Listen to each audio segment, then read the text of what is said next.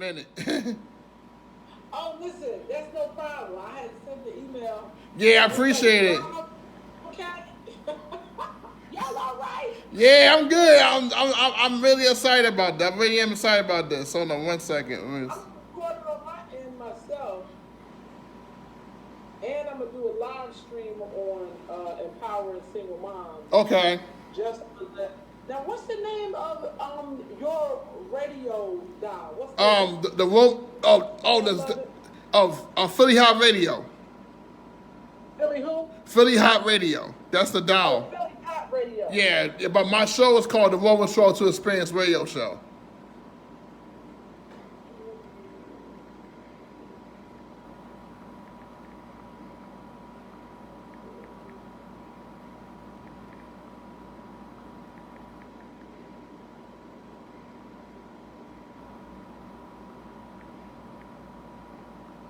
All right. I'm loving it. I'm loving it. Whenever I'm not listen. I always tell people, I'm not a woman of the pulpit. Okay, be a word to give all across the sidewalks and other things. I'm just not pulpit worthy. but you're worried the other side of God. That's all that matters to me. Listen, I said, no, put me on the other side because I still curse to them. So you don't want to put me behind no pulpit. There ain't no telling what's going to come out this here about. Listen, I get pep talks from my husband who's like, now, we got to go through this function today. And I'm like, yeah, so... and I'm like, honey, you try to ask me if I'm going to be on my best behavior because I tried. I said, Dad, he's giving me pep talks like we used to do to kids because he can't trust what's going to come out of this orifice in my face. Oh, wow, okay. All right, so we'll get started. So first of all, Crystal, thank you for joining us on our show. I appreciate the work you are doing. That's for doing single moms. Because I told her before I got on with you, I saw you on 60 Minutes. That's how I got connected with this woman. Cause I saw you was in the community at Philly. I think it was at Bethune Elementary School, and my mom's boyfriend used to work there. He used to work there. Okay. So you was giving away food to the community. I think they came and did a story on you. I was like, wow, I gotta get this woman on here because she's doing things with single moms, and I grew up with a single mom. So That's right. yeah, and I was like, I gotta find this woman. I gotta connect with her because there's so many single moms who are going through right now, not even with COVID and like things are going on, and just like lack of support and lack of emotional support. Mental health aspect. The kids are suffering. It's so many phases. And first of all, while I turn on my live camera here on Empowering Single Moms, I just want to thank you, LaVon Howard, and your show on Philly Hot Radio that you would think it not robbery to have me come on and represent Empowering Single Moms Incorporated. Yes. Because our mission for Empowering Single Moms Inc. is we're committed to educating, housing, and restoring single mothers receiving any form of federal assistance. And how do we do that? We do that by conducting self-sufficiency training, conflict resolution, and educational programs. Because our main goal is to get women off of government assistance. Why? Because if you are a black woman, they're going to blame you for everything. I don't get the benefit of our side of the story. The narrative is always given to us as the one side of the story. And our good sister who did the TED Talk on beware of the one side of the story. See, we have too many people trying to blame us, okay, because of condition, but not really knowing what our story was, is, or whatever. Now, if we didn't look like we looked, and we were celebrities, and we happened to be young teenage new moms or whatever, the whole narrative would be different. The world would be waiting for our celebrity baby. But if you Kiki and them around the corner, okay, in a neighborhood, you're not going to get that benefit of the doubt because now you look like you are robbing and just your life is just encompassed around a system, okay, that will then try to destroy you. So that's what we're doing here out in empowering single moms. Right, exactly. And I appreciate that because I wish that, this was just existing when I was growing up with my mom. Because my mom grew up, my dad died, I was 3 years old, so she was by herself, but she did the best that she could to raise me, and she did an outstanding job, so, so I wish. That's one of the things. I love that you said that. You were 3 years old when your father passed. Right. Your mother never got to tell the story that her husband, the love of her life, passed. She was a part of that 1.5% that we have that are widows. But when we break down the numbers and we look at what single motherhood is, 40.6 of single mothers are divorced or separated. 40.6. 42.6. So you're talking about a 2% difference. Right. They're the ones that have never been married, right? We have 15.7 who are remarried, okay? And the 1.2 are our widows. But let the world tell it is that 100% of single mothers are black women who just out here having it. No. We're part of the separated, the widowed, the divorcee, the ones who've never been married, and the ones who are remarried. But we don't get to see the breakdown in how misconstrued that whole term is of single motherhood. And don't let me break down the racial component either, because it's like, no, it's not. It's just us, So yeah, so I definitely thank you for that piece. Right. So before we get to what you actually do, how you started, found it, but can you tell us who is Crystal Evans? Who is Crystal Edwards? All right, so I'm gonna tell you. I'm gonna tell you at the core of who I am and what I do. Dr. Crystal Edwards is a servant of the people. I am a servant to single moms. I wash the feet of the community of single moms. Okay, and I do that because I happen to be, at the time, a divorced single mom. Okay. Okay. There's nothing wrong with falling in love with someone that you was going to think will be your thought forever. And it doesn't quite work out like that. And then what happens is you look like you just out here willy-nilly, because that's the way that illustration, that stereotype has been painted for a black woman when she has dependents with her. And that's what happened to me. So I had loved deeply, had been in a marriage that was no more.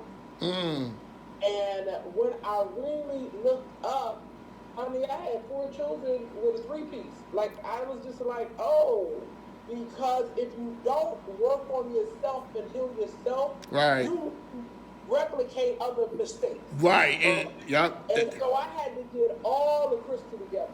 I had to get all of me together. And then what I realized is that I never wanted another woman, no matter what creed, religion, no ethnic group, no matter what she looked like, to go through what I had gone through.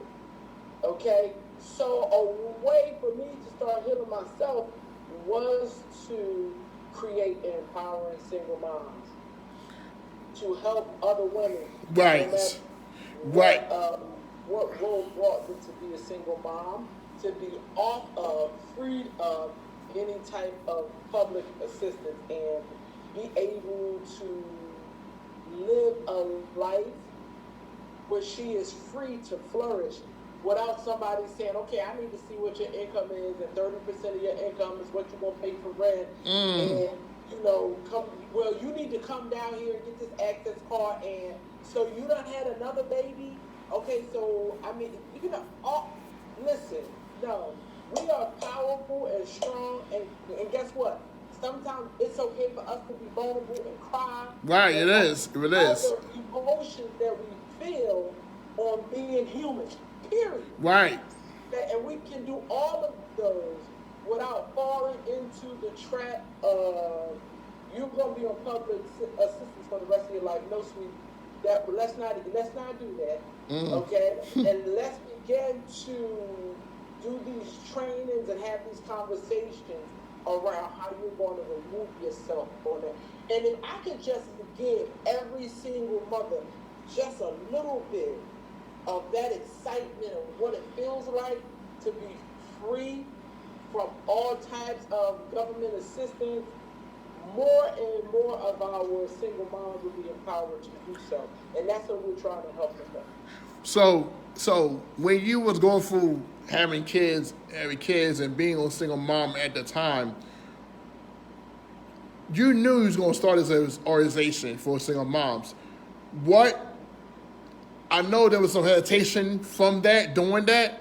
What made you decide, look, I got to do this? Because I know there was some leeway for you saying, I should not do this. But what was to say, look, I got to do this because I don't want people to, like you said, experience what you experienced. What gave you the motivation? Say, I know it's hard, it's a big risk. Okay, well, I'm doing this. And why God chose you to do this? Why God chose me to do this? You know what? Listen, I always tell people, listen, God doesn't choose people. And I mean, we have so many examples of it, honey. God chooses people who are at rock bottom.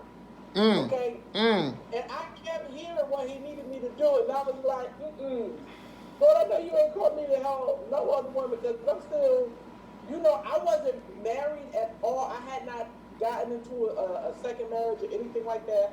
I was still single with my 4-piece here. And I was like, you want me to do what? And he was like, Crystal, you have been able to navigate through a system. Right. Okay? To be able to reach back and help somebody else. Because community service, I was doing that since I could remember. Since I was in elementary school. Right. Okay? Because I was brought up in a household that was very keen on it is better to give than to receive. So that was just something that I knew, okay, to be so. And so when God kept pushing me, I'm like, I know you're not calling me. You sure you don't want to call somebody else who in that nice, house with a nice husband? And he was like, no, I want somebody who's been in the trenches to navigate that thing from the inside and be able to help someone else to get off the system. And that's when I ding, ding, ding, ding, ding, because what I do know is when the Lord has called you to do something, he won't let you sleep, he won't let you eat, you can't be on the date real good, without hearing him say, but I'm waiting. Right, yeah, right. I'm going to be in my car like, Lord, you right here, like, you want me to do this? So I finally yielded to what he was telling me to do and put all my, listen, started telling women, you can do this, and people would look at me like, but that's not, you don't understand who? Honey, I got to go to 3 different courts for visitation and child. I knew what I was doing. I'm like, listen, I know what I'm doing in here. It's just I know I can help you out. So it was probably, I'm going to tell you, the pinnacle when I knew I had to get it incorporated, though, was,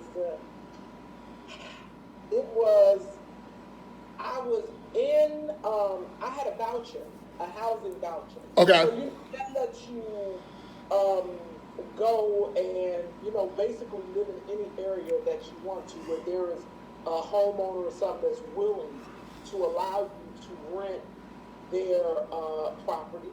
And you can be in a nice neighborhood. It doesn't matter. I had a voucher, so it wasn't site-based.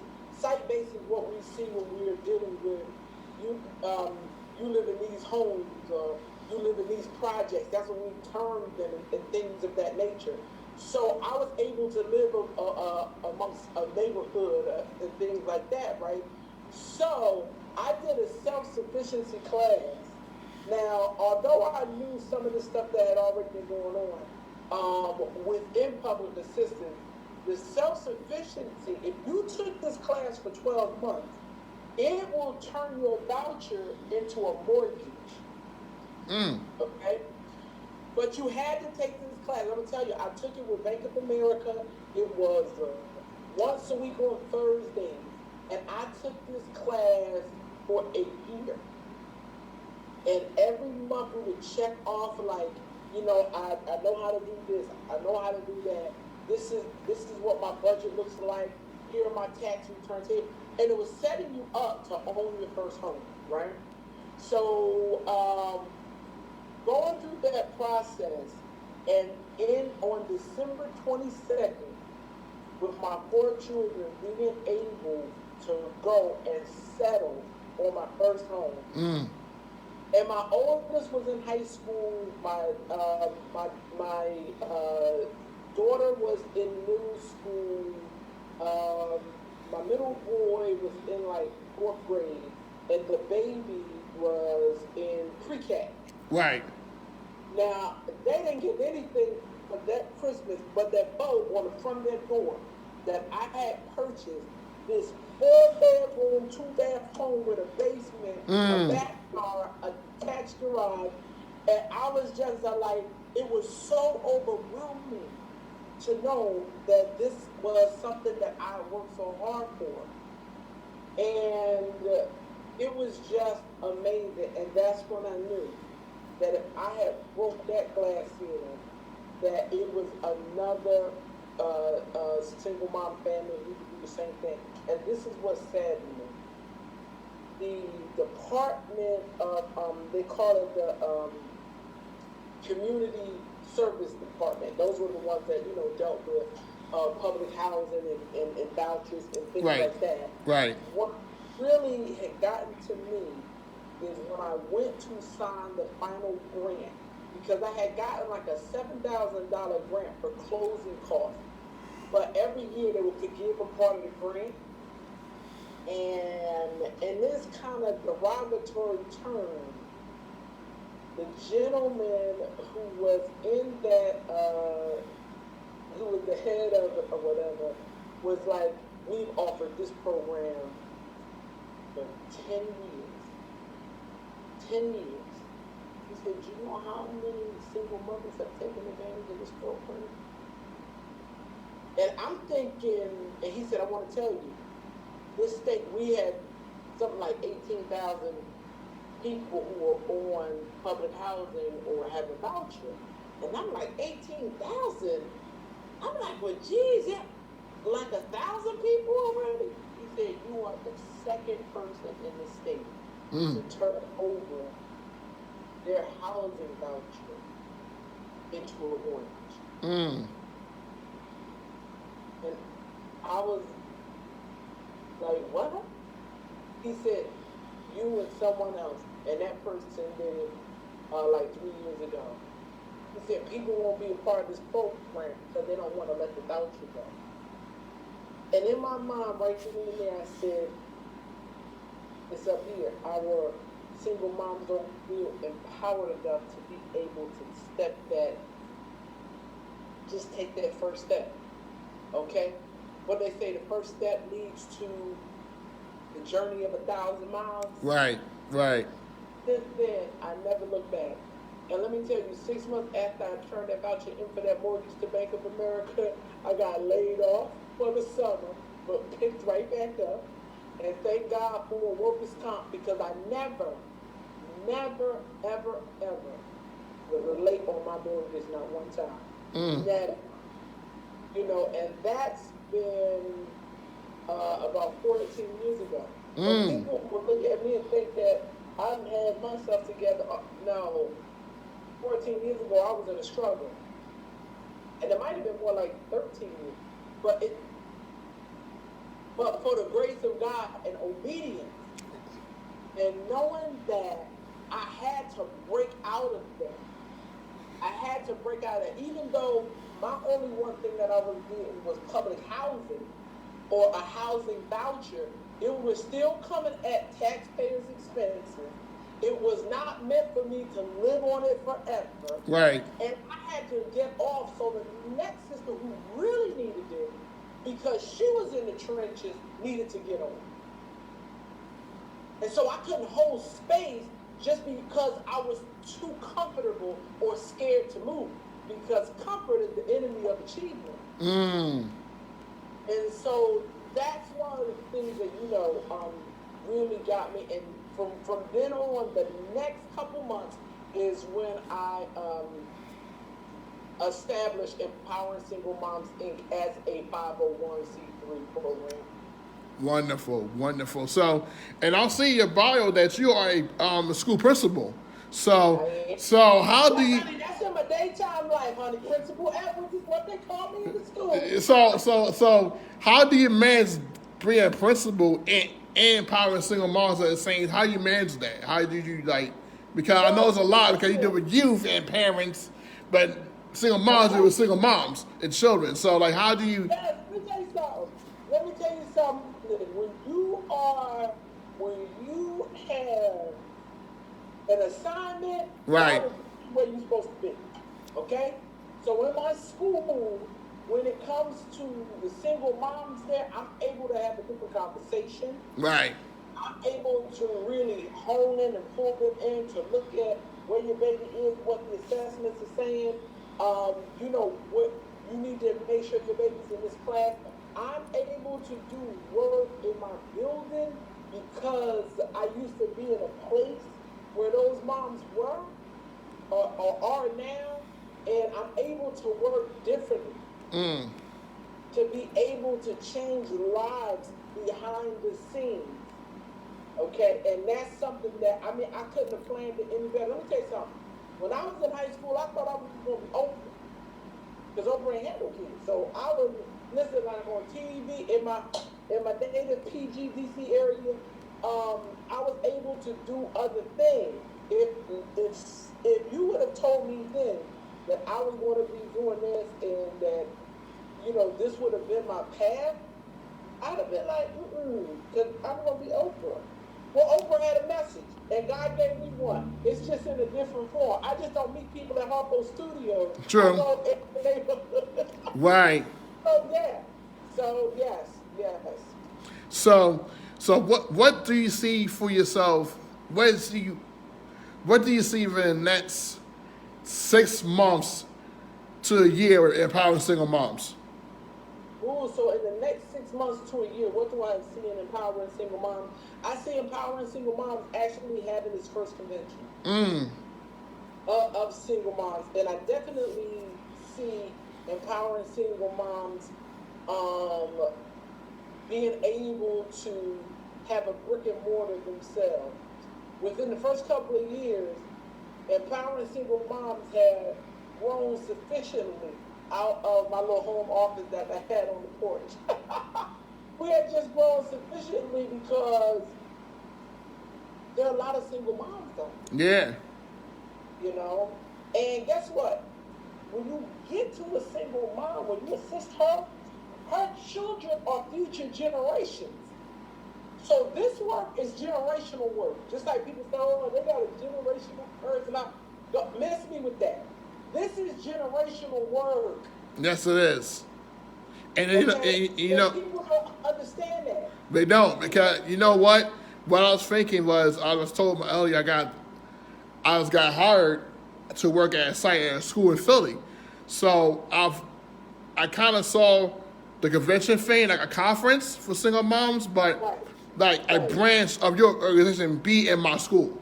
Have single moms there, like have like starting like a little like meeting club or whatever, That's right. Yeah, so I would love to connect with you outside it, because I would love that for our moms at school, they have someone like you in their corner. You know what I mean? So moms need support. Right. Okay? Don't be trying to get my baby. I tell moms all the time, especially in neighborhoods that we serve. Like, listen, shut down that IEP. There ain't nothing wrong with your baby. Don't you let people tell you that in order for you to get extra support and extra money, you got to attach your baby to an IEP. Stop that lie. Wow. Stop it. Mm. Stop it cold in its tracks. Okay? Because a lot of times our babies are under special ed, they're mentally gifted. Yep, true. Can you imagine giving an assessment of asking a baby, you know, what would you cook for a week if you had this $5? Or how many blocks does it take you to walk? Like things that other people don't have to endure or connect with. Our children endure it all the time. Our children know math at the top of their head. Okay, but somehow because I'm in housing, because I'm on public assistance, because I might have Medicare, because I might have a voucher for child care, for some reason in the neighborhood, you know, it's believed that I need to give my baby an IEP. No, what? Why? Mm-mm. Why? Because a lot of times our kids are pre-labeled, but they're because they had that time to develop who they are. Sometimes they might have certain things. They have this now. They're not gonna have like 2 years later. They need to go out of it. You know what I mean? They may go for a stage. You know, it doesn't mean the IEP. You know what I mean? Sometimes you need to develop. You need to develop. Absolutely not. Absolutely not. And a lot of times, I see moms doing it as a way of, let me try to protect myself because I'm looked at as underprivileged. So my child is looked at as underprivileged because we live in this certain zip code. The devil is a lie. That's a whole lie. Okay, your baby is a superstar. Yep. And mom, you superstar, forget that's dealing with what you gotta deal with every day. So let me help you be able to shine bright because we're gonna do this. Mm. You know, and that right there kind of kills a seed before it's even blooming. Right. That something's wrong with me. Right. I'm aware of that, and that's not how it's supposed Right, to be. because I see kids like get IEPs, they don't need EIPs. Sometimes they need someone to talk. They need someone to talk to. They need someone. They need to be more social. That's all. You know, stunted. I'm sorry, they're stunted. Right. Yeah, and that could be like they be traumatic for that. That could be labeled. You know. Okay, I'm not. Right. How traumatizing is that? Right. I mean, I'm still probably labeled fat, but guess what? You know, but we don't want to wear these things. Right. Okay? We don't want to have our children in these traumatizing situations with these labels and things like that. Right. That'd be free. That'd be a kid. That'd be a kid first. You know what I mean? They've been develop their skill. I tell moms this too. Let me tell you something. Let your boys cry. Yes. Also policies because they're crying, because they have tear ducts and they feel. We all have emotions. Let them boys cry. And girls cry too. Y'all down the street. Let them be children. Whether it's your daughter, your son. We have these boys, and then it's like, well, you the man of the house. No, sweetie, your son is not the man of the house. No, he's not. If there is no, if you don't have a head of that house, and that's the spouse, the father. If there's nothing there, and somebody broke this down to me, it is whoever you're praying to, and mom, then it's you. Okay? Whenever you get remarried or get married or in a strong relationship, then that will be the head of that home. But it's not your boy. No. It's under your coverage. Right. Let's not put that under your boy is up under your covering. He is not no man. No, he's not. He's still a kid. He needs to develop. You know what I mean? Who needs to be developed. Okay, that's why we have our some young men who get in these volatile relationships and, they're using handguns or they're beating on girls. No, you're giving these boys too much too fast. Right. Okay, they need to be on their bikes with skinned up knees, okay, trying to do flips and trying to run and trying to do this thing. Like, that's what they do. Okay, and there's nothing wrong with it. And moms, when you're in the grocery store and you're in line and your baby is trying to grab the Skittle or get something, that's what babies do. Okay? They want to grab that candy. They want to grab that. Just you beating on them and things that's not doing anything. And then you have people that curse at them and use Right, language like they. that's right. That's moms, whatever you speak in your home, whatever you speak outside over your children. First of all, whatever's coming out of your mouth, you are speaking over your children. Right. So what you not want to do is curse at them because you are cursing because that's your language of love. But when it comes to rearing our children, we have to be mindful of what we say because life and death is the power of the tongue. Simple concept. Whatever we speak over our children, that's it. So if you saying you little mother so-and-so, or you little, listen, they're like, oh, when she explodes and starts saying this type of stuff, then that's her way of saying she loves me. And then they start doing, no, I love you is I love you. You know, hey, that's not what I taught you to do. Don't grab candy on this aisle. Don't do that. You know, we have to love our children and be patient with them. Patient, yep. We have to give them that grace and mercy that was not always given to us. Right. Okay, even though we might be broken, we might be looking for healing, okay, we might be looking for a new start.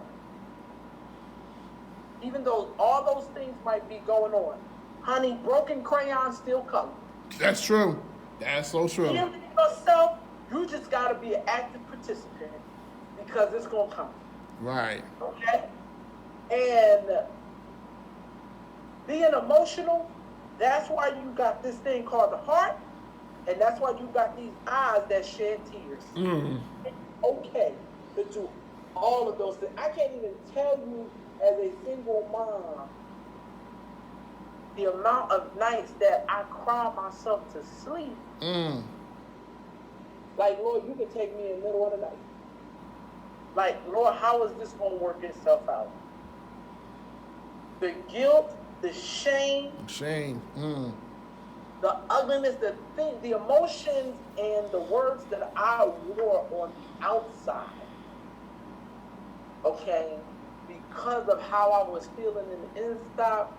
When I started my healing, which came through a lot of journaling and a lot of prayer and a lot of, just watching my children grow and being active in that, a lot of that came when I heard this one thing, and it said, fear, and it was something like fear of being hurt. You gotta give that fear and hurt a voice.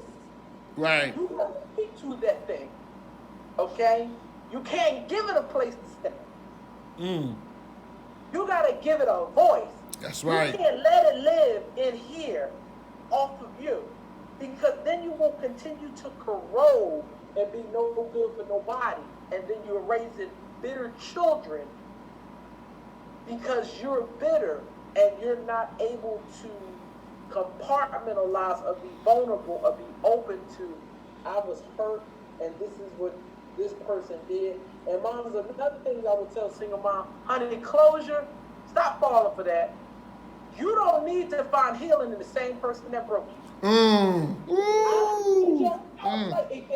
fell for that for a long time. Like, I just need closure. I just need to know why, what happened. Hunting, no.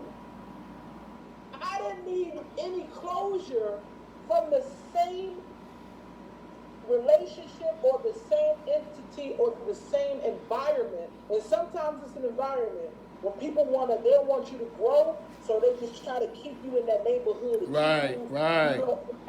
Or keep you in that house. Honey, you cannot be healed and do your healing work with permission from the same folks that broke you in the first place. Wow. So you don't need that closure. That's a lie. You need to be an active participant in your own healing. That's right. Wow. Wow, Crystal, you gave me some gems and you inspired me because I definitely want to partner with you because I got some projects I want to help our single moms because I got so many ideas right now I wanted to partner with you about because Well, you have all my info. I got your number. I got your number because I definitely want a empowering single moms chapter in our school. Just for to have someone like you come there with these moms and on that with the higher ups. Sometimes when you professional and this your personal, it comes as a conflict of interest. Yeah, right. That's the thing, because there's no conflict in lifting up, supporting, encouraging, Right. and being a sounding board for single moms. Right. There's just no, I don't believe that. Yeah, so where people can find you for more information about empowering single moms and what you... I'm about to show you right here. Right here, you can always, whenever you go to the website, Okay. if they want to scan that, whenever you go to the website, and you leave an email or something, that goes right to me. Okay. Right to my email. And for my viewers out here, we're live on Facebook. Okay. There I am, right there, guys. And you can also scan right there. And follow us on all forms. I definitely will. And share it with everybody, honey, because I want everybody to know. Okay? We're not going to live in fear. We're not going to live under false stereotypes. We're not going to live with these adjectives that seek to define who and who we are not. We're not doing that. Okay? We are definitely here to empower. Right. So, did you have like a next event that you're doing for single moms since some schools want to start? Cold weeks, yeah. So I will tell you this. Next Saturday we'll be doing a pop-up shop. Okay. And the pop-up shop, of course, is like the one that was featured on CBS this morning. Yeah, right. Pop up in a neighborhood or at a building or something with just all types of household items and things. We just did a bra event. Third Love was gave us like 300 and something brand new bras. And Third Love, you can look them up online. Their bras anywhere from like $60 to $85. So we definitely did a bra event for that. So in this month of August and September, there will be a lot of events. So please make sure that they go to our website and get the list of events that are definitely going on. And thank you, for all of those people who support Empowering Single Moms through donations. You can look up on our website and see the unveiling of our Empowering Single Moms cargo van. Like, that came through 100% donation. And we recently just won a grant from the Longwood Foundation.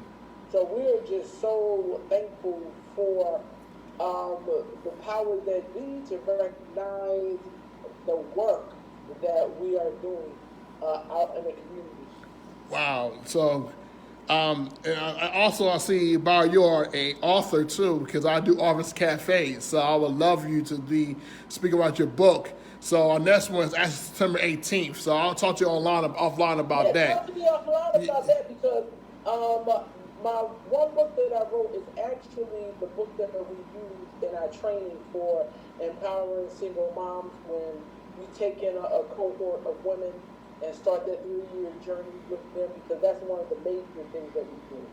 Women sign up and say, I want to be a part of this cohort, and we will meet with them and we do our goal setting and our intake, and we basically train and support them for 2 years with hopes that by the time we are ending year 3, that they are no longer in any form of public assistance and come back and volunteer with us to help the next, cohort. So we are definitely thankful for that. Yes. My last question. You do a lot. You do it. You're a mom. You're a wife. You're a speaker. You're a researcher. That's funny because let me tell you something. Listen to the Lord.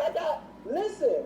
He put a ring on it years ago. So I tell single moms all the time, you listen. Okay, the word says that a man should not be alone. woman should not be alone. It's somebody out here That's right. that's going to meet you where you are, okay? And going to love you, your children, and you're going to have, like, so stop with that. It's a shortage of men. I got this shit here. No, you don't. Stop with that. Don't believe in that lie. Whatever you believe is what you exude. Right. Yep. Okay? Yes. And you don't have to believe that because that's a lie. Yes. So, what do you do for self-care? Since you do a lot, what you do for self-care when you, like, to get you? Oh, what do I do for self-care? Let me tell you something. I believe in the spa. Okay. Okay. Massage. Okay, but I'm going to just tell you right now, I care for myself every day in some form of, first of all, I wake up in prayer. Mm-hmm. And I have to drag my chunky self on Stringer Bell. Stringer Bell is right here. He is my Peloton. Okay. So I get on Stringer Bell because don't leave me around, no type of like fried vegetables or cake product. Like I can't. Let me tell you something. I have to be mindful of what I put in this mouth and what I say out this mouth. But honey, happy hour is my downfall. Happy hour is my downfall.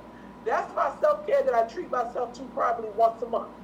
But really being aligned in what God has for me to do with single mothers, and that requires me to be in communication with Him all the time and asking Him to, guide me through. But I have to get some form of exercise in every day for at least 30 minutes. And usually it's walking. Right. Or being on this here Peloton. Those are the two things that usually I definitely do, because when you're absorbing so much, you have to shut it off and be able to give yourself some time. And shout out to Stoop and Stank, the t-shirt company right here, right in Philadelphia, honey. With this shirt, the difference between opioids and crack is racism. This is one of my favorite t-shirts from Stoop and Stank, so I want to shout them out. I want to shout them out real quick. Yeah. Wow. So, Crystal, thank you so much. Thank you. Yeah, so this is, I know this is the beginning, so we're definitely going to have more conversations, get you more involved. It took some time, honey. Me and LeBron been trying to get together forever, so it took some time. Yes. Yes. Live out there. Yes. You can always go back and look at the live broadcast today here with LeVon Howard, Philly Hot Radio, the interview today. So I thank you so much, and you do not be a stranger. I won't. I can't even believe it took us this long. We've been going back and forth since like December. Yeah, December. Yeah. Hey, won't do. It won't do. It won't do anymore. Thank you all. Enjoy your Saturday. Yeah, enjoy your Saturday. Thank you so much. I'm gonna text you. Thank you all. Whenever you want to like get together, you have something going on. But I'm gonna tell you. You hit the nail on the head, because that's what I am actually doing now is, and it's funny that you said that. So now, for you to say that and not know that that was something I was doing, that's confirmation to me from God that it's time to send that letter of partnership on to the district that it's time to focus in on our single moms. Mm-hmm. Yeah, it's time to do that. And I had never, and I'm always waiting to hear like, Lord, is it now? Is it now? Is it now? Like, Lord, you're not talking to me at happy hour, are you? I don't know if it's what's in this glass or you had said so. So, no, I'm just just listening to Him. And what He wants me to do. So that is confirmation. And when I get home, I'm gonna have to send that. When I come back home, I'm gonna have to send that letter out because it's all there waiting. Yeah, I think so many schools need it, and so many people I can see chapters in different schools. And people spearheading that, and then your convention gonna be next year gonna be like 1,000 single moms there, so from like. And that's what I really That's what I really want. And I don't even, let me tell you something, Levon, I don't know, and it's so funny because in my personal life, I do some PDs and everything for an educational company. But, so I know how to come and say what I need to say, but the behind the scenes interworkings of a convention are something different. But it has to happen. Right. It has to happen. So yeah, you put that out there. Yeah, I think it's needed. I think that you got different speakers, different people who been like you, who broke out that, that mindset, of being a single mom. And you don't gotta be stuck in this, but you can make a life out of this. You can turn it around, Yeah. So and I was scared out of my dang mind. Yeah. I ain't gonna lie. I was scared out of my mind. And I was like, we're gonna do this. We're gonna do this. Right, change the narrative. So, again, thank you so much. I really appreciate your time, and I know we went way over, but it was worth it. It was worth it. Yes, anytime. So you have my email and everything. I got your number too on the thing too. I got your number too. Yeah, call me. I definitely will. Okay. All right, good. You stay blessed now. You too. Be good too. I will be praying for you, and you pray for me as I do this here work. All right, you too. Thank you so much. Thank you, Dan. All right, have a good one. You too. All right, bye.